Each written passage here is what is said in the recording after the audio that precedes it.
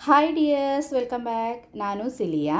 ಇವತ್ತಿನ ವಿಡಿಯೋದಲ್ಲಿ ಒಂದೇ ಹಿಟ್ಟಿನಿಂದ 2 ರೀತಿಯ ಬೆಳಗಿನ ತಿಂಡಿಗಳನ್ನು ಯಾವ ರೀತಿ ಮಾಡೋದು ಅಂತ ತೋರಿಸ್ತಾ ಇದ್ದೀನಿ. ಒಂದು ಹತ್ತಿಯಂತೆ ಮೃದುವಾದಂತಹ ಅಪ್ಪಂ ನಮಗೆ ಮಾಡ್ಬೋದು. ಎರಡನೇದು ಸ್ಪೋಂಜ್ ಥರ ಇರುವಂತಹ ದೋಸೆಯನ್ನು ಸಹ ನಮಗೆ ಮಾಡ್ಬೋದು. ನಾವು ಹಿಟ್ಟನ್ನು ರುಬ್ಬಿ ಇಟ್ಟು ಒಂದು ದಿನ ಮೃದುವಾದ ಅಪ್ಪಮ್ಮನ್ನು ನಮಗೆ ಮಾಡ್ಬೋದು. ಅದೇ ಹಿಟ್ಟನ್ನು ತೆಗೆದಿಟ್ಟು ಎರಡನೇ ದಿನ ಸ್ಪೋಂಜ್ ಥರ ಇರುವಂತಹ ಕಣ್ಣಿನ ದೋಸೆಯನ್ನು ಸಹ ನಮಗೆ ಮಾಡಬಹುದು. ನನ್ನ ಈ ವಿಡಿಯೋ ನೋಡ್ತಿದ್ದಂಗೆ ನಿಮಗೆ ಇಷ್ಟ ಆದರೆ ಪ್ಲೀಸ್ ಲೈಕ್ ಮಾಡಿ, ಶೇರ್ ಮಾಡಿ, ನನ್ನ ಚಾನಲಿಗೆ ಒಂದು ಸಪೋರ್ಟ್ ಮಾಡಿ. ಈ ಹಿಟ್ಟನ್ನು ರೆಡಿ ಮಾಡಲಿಕ್ಕೆ ನಾನು ಇದೇ ರೀತಿ ಒಂದು ಬೌಲಿಗೆ 2 ಕಪ್ ಇಡ್ಲಿ ರೈಸನ್ನು ತಗೊಳ್ತಾ ಇದ್ದೀನಿ. ನಿಮ್ಮ ಹತ್ರ ಇಡ್ಲಿ ರೈಸ್ ಇದ್ದರೆ ಇಡ್ಲಿ ರೈಸ್ ತಗೊಳ್ಳಿ, ಇಡ್ಲಿ ರೈಸ್ ಇಲ್ಲ ಅಂದರೆ ದೋಸೆ ಅಕ್ಕಿ ಆದರೂ ಆಗುತ್ತೆ. ನಾನಿವಾಗ 2 ಕಪ್ ಇಡ್ಲಿ ರೈಸನ್ನು ತಗೊಂಡಿದ್ದೀನಿ. ಇನ್ನು ನೀರು ಹಾಕಿ ಈ ಅಕ್ಕಿಯನ್ನು 2-3 ಸತಿ ಚೆನ್ನಾಗಿ ವಾಶ್ ಮಾಡಿ ಬೇಕಾದಷ್ಟು ನೀರನ್ನು ಸಹ ಹಾಕಿ ನೆನೆಯಲಿಕ್ಕೆ ಹಾಕಬೇಕು. 4-5 ಗಂಟೆ ಈ ಅಕ್ಕಿ ನೆನೆಯಬೇಕು. ಅಕ್ಕಿ ಒಳ್ಳೆ ನೆನೆದ್ರೆ ಮಾತ್ರ ನಮ್ಮ ದೋಸೆ ಸಾಫ್ಟಾಗಿ ಬರೋದು. ಇಲ್ಲಿ ನಾನು ಅಕ್ಕಿಯನ್ನು 5 ಗಂಟೆ ನೆನೆಸಿ ಚೆನ್ನಾಗಿ ವಾಶ್ ಮಾಡಿ ತಂದಿದ್ದೀನಿ. ಇದಕ್ಕೆ 1 ಕಪ್ ತೆಂಗಿನಕಾಯಿ ತುರಿಯನ್ನು ಹಾಕ್ತಾ ಇದ್ದೀನಿ. 2 ಕಪ್ ಅಕ್ಕಿಗೆ 1 ಕಪ್ ತೆಂಗಿನಕಾಯಿ ತುರಿಯನ್ನು ಹಾಕಬೇಕು. ಮತ್ತು 3/4 ಕಪ್ ಅಳತೆಯಷ್ಟು ಅನ್ನವನ್ನು ಸಹ ಹಾಕ್ತಾ ಇದ್ದೀನಿ. ಇನ್ನು ಇದನ್ನೆಲ್ಲ ನಾವು ಒಂದು ಸ್ಪೂನಲ್ಲಿ ಚೆನ್ನಾಗಿ ಮಿಕ್ಸ್ ಮಾಡಬೇಕು. ಈ ರೀತಿ ಮಿಕ್ಸ್ ಮಾಡೋದ್ರಿಂದ 2-3 ಬ್ಯಾಚ್ ಆಗಿ ನಾವು ರುಬ್ಬಿದ್ರೆ ಸಹ ಎಲ್ಲ ಒಂದೇ ರೀತಿ ರುಬ್ಬಲಿಕ್ಕೆ ಸರಿಯಾಗುತ್ತೆ. ಇನ್ನು ಒಂದು ಮಿಕ್ಸಿ ಜಾರ್ ತಗೊಂಡು ಅದಕ್ಕೆ ನಾವು ಮಿಕ್ಸ್ ಮಾಡಿಟ್ಟಿರುವಂತಹ ಅನ್ನ, ತೆಂಗಿನಕಾಯಿ ಮತ್ತು ಅಕ್ಕಿ ಇದನ್ನು ಹಾಕಿ ಸ್ವಲ್ಪ ನೀರನ್ನು ಹಾಕಿ ನಾವು ಹಿಟ್ಟನ್ನು ರುಬ್ಬಬೇಕು. ಒಮ್ಮೆಲೆ ಜಾಸ್ತಿ ನೀರು ಹಾಕಬೇಡಿ, ನೀರು ಕರೆಕ್ಟಾಗಿ ಇರಬೇಕು. ಜಾಸ್ತಿ ನೀರಾದರೆ ದೋಸೆ ಅಷ್ಟೊಂದು ಚೆನ್ನಾಗಿ ಬರೋದಿಲ್ಲ. ನಾನಿವಾಗ ಒಂದು ಅರ್ಧ ಕಪ್ ನೀರನ್ನು ಹಾಕಿದ್ದೀನಿ. ಇನ್ನು ಇದಕ್ಕೆ ಅರ್ಧ ಚಮಚ ಈಸ್ಟನ್ನು ಹಾಕಬೇಕು. ಅದೇ ರೀತಿ 2 ಚಮಚ ತೆಂಗಿನ ಎಣ್ಣೆಯನ್ನು ಸಹ ನಾವಿದಕ್ಕೆ ಹಾಕಬೇಕು. ತೆಂಗಿನ ಎಣ್ಣೆ ಹಾಕೋದ್ರಿಂದ ದೋಸೆ ಒಳ್ಳೆ ಟೇಸ್ಟ್ ಬರುತ್ತೆ. ಅದೇ ರೀತಿ ಒಳ್ಳೆ ಸಾಫ್ಟಾಗಿ ಬರಲಿಕ್ಕೆ ಸಹ ಇದು ಹೆಲ್ಪ್ ಆಗುತ್ತೆ. ಇನ್ನು ಇದನ್ನು ನೈಸಾಗಿ ರುಬ್ಬಬೇಕು. ಚೂರು ಸಹ ತರಿ ಇರಬಾರ್ದು.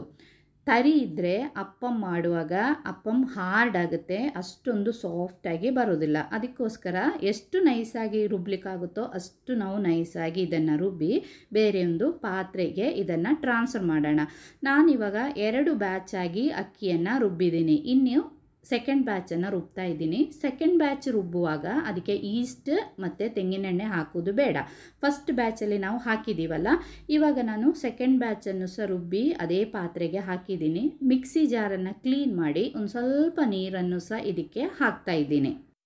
ಇನ್ನಿದಕ್ಕೆ 2 ಚಮಚ ಸಕ್ಕರೆಯನ್ನು ನಾವು ಹಾಕಬೇಕು. ಈಸ್ಟ್ ಹಾಕುವಾಗ ಸಕ್ಕರೆ ಹಾಕಿದರೆ ಮಾತ್ರ ಚೆನ್ನಾಗಿ ನಮ್ಮದು ಹಿಟ್ಟು ಉಬ್ಬಿ ಬರೋದು. ಅದೇ ರೀತಿ ಅಪ್ಪಂ ಮತ್ತು ಈ ಸ್ಪೋಂಜ್ ದೋಸೆ ಮಾಡುವಾಗ ಅದಕ್ಕೆ ಸ್ವಲ್ಪ ಸ್ವೀಟ್ ಇರಬೇಕು, ಆವಾಗ ಚೆನ್ನಾಗಿರುತ್ತೆ.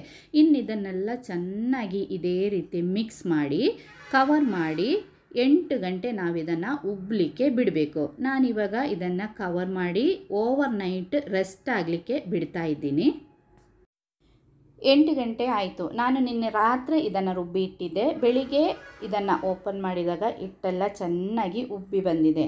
ಇನ್ನು ರುಚಿಗೆ ತಕ್ಕಷ್ಟು ಉಪ್ಪನ್ನು ಇದಕ್ಕೆ ಹಾಕಿ ಹಿಟ್ಟನ್ನು ಮಿಕ್ಸ್ ಮಾಡಬೇಕು. ಮಿಕ್ಸ್ ಮಾಡುವಾಗ ನಾವು ತುಂಬ ಹಾರ್ಡಾಗಿ ಮಿಕ್ಸ್ ಮಾಡಬಾರ್ದು. ಉಬ್ಬಿದ ಹಿಟ್ಟನ್ನು ಇದೇ ರೀತಿ ಲೈಟಾಗಿ ನಾವು ಮಿಕ್ಸ್ ಮಾಡಬೇಕು. ತುಂಬ ಹೊತ್ತು ನಾವು ಮಿಕ್ಸ್ ಮಾಡ್ತಾ ಇದ್ದರೆ ಹಿಟ್ಟು ಅದು ಸ್ವಲ್ಪ ಕೆಳಗಡೆ ಹೋಗುತ್ತೆ. ಅದಕ್ಕೋಸ್ಕರ ಲೈಟಾಗಿ ಉಪ್ಪು ಹಾಕಿ ಇದನ್ನು ಮಿಕ್ಸ್ ಮಾಡಿ ನಮಗೆ ಅಪ್ಪಮ್ಮನ್ನು ಮಾಡ್ಬೋದು. ಅಪ್ಪಂ ಪಾತ್ರೆ ಬಿಸಿ ಆದಮೇಲೆ 1/2 ಚಮಚ ಹಿಟ್ಟನ್ನು ಹಾಕಿ ಇದೇ ರೀತಿ ನಾವು ನೋಡಿ ಸುತ್ತಿಸಬೇಕು. ನೋಡಿ ಇದೇ ರೀತಿ ಅಪ್ಪಮ್ಮನ್ನು ಮಾಡಿ ಇನ್ನಿದನ್ನು ಕವರ್ ಮಾಡಿ ಒಂದು 2 ನಿಮಿಷ ಬಿಡಬೇಕು. ಅಷ್ಟೊತ್ತಿಗೆ ನಮ್ಮದು ಅಪ್ಪಂ ರೆಡಿ ಆಯಿತು. ನೋಡಿ ಎಷ್ಟು ಚೆನ್ನಾಗಿ ಬಂದಿದೆ. ಕೈಯಲ್ಲೇ ನಮಗೆ ಈ ಅಪ್ಪಮ್ಮನ್ನು ತೆಗಿಬೋದು. ಅದೇ ಹಿಟ್ಟಿನಿಂದ ದೋಸೆ ಕಾವಲಿಯನ್ನು ಬಿಸಿ ಮಾಡಿ ಚೆನ್ನಾಗಿ ಬಿಸಿ ಆದಮೇಲೆ ಅದಕ್ಕೆ ಸ್ವಲ್ಪ ಎಣ್ಣೆಯನ್ನು ಸವರಬೇಕು. ಆಮೇಲೆ ಆ ಬಿಸಿ ಕಾವಲಿದು ಬಿಸಿ ಬ್ಯಾಲೆನ್ಸ್ ಆಗಲಿಕ್ಕೆ ಸ್ವಲ್ಪ ನೀರನ್ನು ಸಿಂಪಡಿಸಿ ನಿಮ್ಮದು ಚಮಚ ಸಣ್ಣದಾದರೆ 1.5 ಚಮಚ ಹಿಟ್ಟನ್ನು ಹಾಕ್ಬೋದು. ದೊಡ್ಡ ಚಮಚ ಆದರೆ 1 ಚಮಚ ಸಾಕು. ಹಿಟ್ಟನ್ನು ಹಾಕಿ ಲೈಟಾಗಿ ಇದೇ ರೀತಿ ಸ್ಪ್ರೆಡ್ ಮಾಡಿ 2 ಸೆಕೆಂಡ್ ನಾವು ಇದೇ ರೀತಿ ಬಿಡಬೇಕು. ಇವಾಗಲೇ ಅದನ್ನು ಮುಚ್ಚಲಿಕ್ಕಿಲ್ಲ. 2 ಸೆಕೆಂಡ್ ಆದ ತಕ್ಷಣ ಇದೇ ರೀತಿ ಒಳ್ಳೆ ಹೋಲ್ಸ್ ಬರುತ್ತೆ ನೋಡಿ ದೋಸೆಯಲ್ಲಿ. ಈ ರೀತಿ ಹೋಲ್ಸ್ ಬಂದ ಆದ ಮೇಲೆ ನಾವು ಈ ದೋಸೆಯನ್ನು ಕವರ್ ಮಾಡಬೇಕು. ಹೀಗೆ ಮಾಡಿದರೆ ಒಳ್ಳೆ ಕಣ್ಣಿನ ದೋಸೆ ನಮಗೆ ಸಿಗುತ್ತೆ. ಇನ್ನು 1 ನಿಮಿಷ ಆದ ತಕ್ಷಣ ನಾವು ಓಪನ್ ಮಾಡಿದರೆ ದೋಸೆ ಎಲ್ಲ ಚೆನ್ನಾಗಿ ಬೆಂದಿರುತ್ತೆ. ಇನ್ನು ದೋಸೆಯನ್ನು ನಮಗೆ ತೆಗಿಬೋದು. ನೋಡಿ ಒಳ್ಳೆ ಸೂಪರಾಗಿರುವ ದೋಸೆ ರೆಡಿಯಾಗಿದೆ. ಅದೇ ರೀತಿ ಉಳಿದಿರುವ ಹಿಟ್ಟಿನಿಂದ ನಮಗೆ ದೋಸೆಯನ್ನು ಮಾಡ್ಬೋದು. ಇನ್ನೊಂದು ಟಿಪ್ ಹೇಳ್ತೀನಿ ನೋಡಿ. ಉಬ್ಬಿದ ಹಿಟ್ಟು ನೀವು ಮಿಕ್ಸ್ ಮಾಡಿ 2 ಭಾಗ ಮಾಡಿ. ಒಂದು ಭಾಗವನ್ನು ಫಸ್ಟ್ ದಿನ ಅಪ್ಪ ಮಾಡಲಿಕ್ಕೆ ಯೂಸ್ ಮಾಡಿ, 2ನೇ ಭಾಗವನ್ನು ತೆಗೆದು ಫ್ರಿಜ್ಜಲ್ಲಿ ಇಟ್ಟು ಸೆಕೆಂಡ್ ದಿನ ದೋಸೆ ಮಾಡ್ಬೋದು.